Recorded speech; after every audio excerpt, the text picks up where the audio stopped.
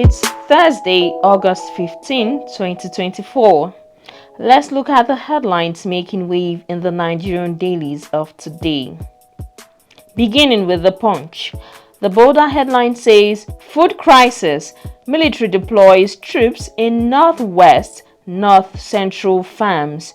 And you can turn to page 2 of the newspaper to get the full story.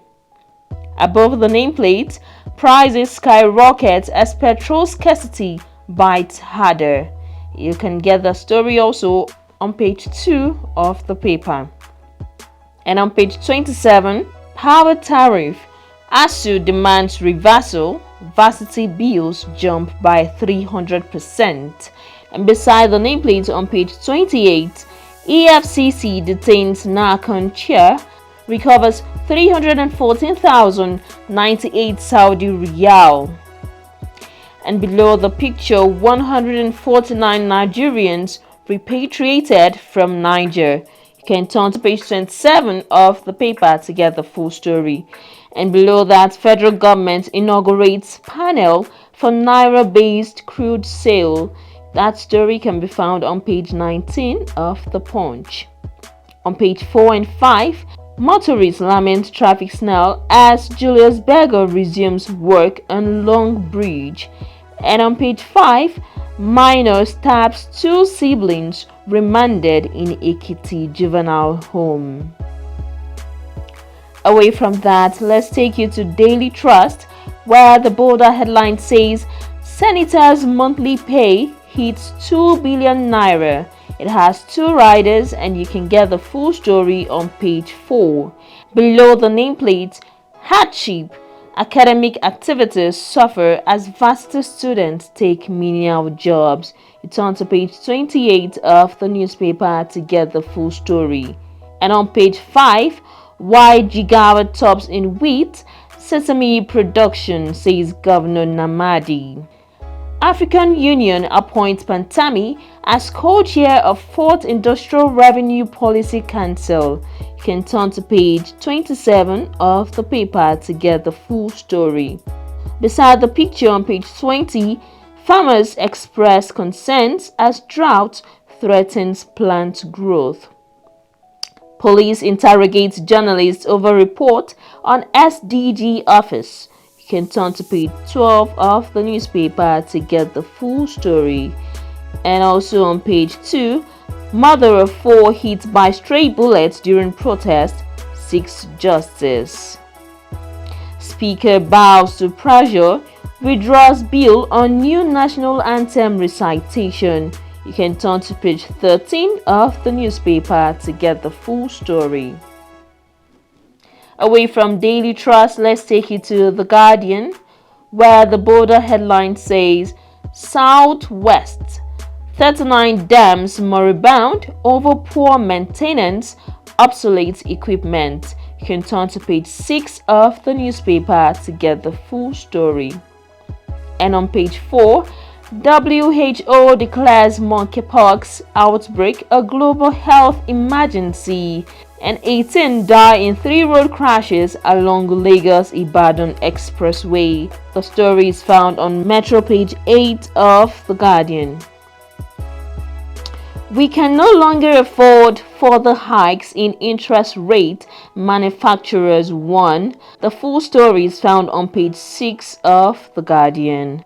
And on page 9, government begins implementation of zero duty on selected food items. Yusuf visits vandalized High Court, says sensitive documents on Ganduje stolen. Turn to page 30 of the newspaper to get the full story. And on page 7, party disowns Ebiseni as Labour Party gubernatorial candidate in Ondo. And on page 5, pressure mounts on Tinubu to sack oil sector chiefs. And before we go, protest. We are sitting on a time bomb, Sule tells northern governors. You can turn to page 4 of The Guardian to get the full story. Away from that, let's quickly go to the Vanguard, where the bolder headline says, Hurdles ahead of CNG vehicles roll out, says investigation. Turn to page 30 of the newspaper to get the full story. And above the nameplate, PMI reports indicate slowdown in economic activities for 13 months, says CBN. The full story is found on page 19 of the newspaper. Anger greets reps speakers withdrawn counter-subversion bill. The full story is found on page 8 of the Vanguard. And on page 8 also, outrage as Senator Samaila says he earns 21 million naira monthly, Senate mum. And below the picture, federal government's zero duty grains import terminates December 31, says customs. And you can get the full story on page 19 of the newspaper. And on page 11, Finnish government says we've taken action against Simon Ekpa's secessionist activities. And in sports on page 30, 2024 Olympics, frustrated cyclist who borrowed bike in Paris plans to dump Nigeria. Away from the Vanguard, let's take it to the very last of the day, Business Day newspaper, where the border headline says airlines turn to local repair firms on foreign exchange scarcity. You can turn to page 31 of the newspaper to get the full story. And above the nameplate, federal government tackles healthcare japa with incentives. You can get the full story on page 30 of the newspaper. Infrastructure, market, access drive MSMEs to Lagos, Rivers, Kano. Turn to page 31 of the newspaper to get the full story.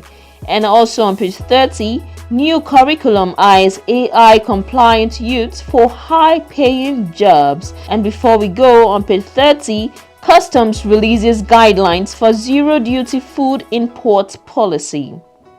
And that's all we'll be having on the headlines making waves in the Nigerian dailies of today.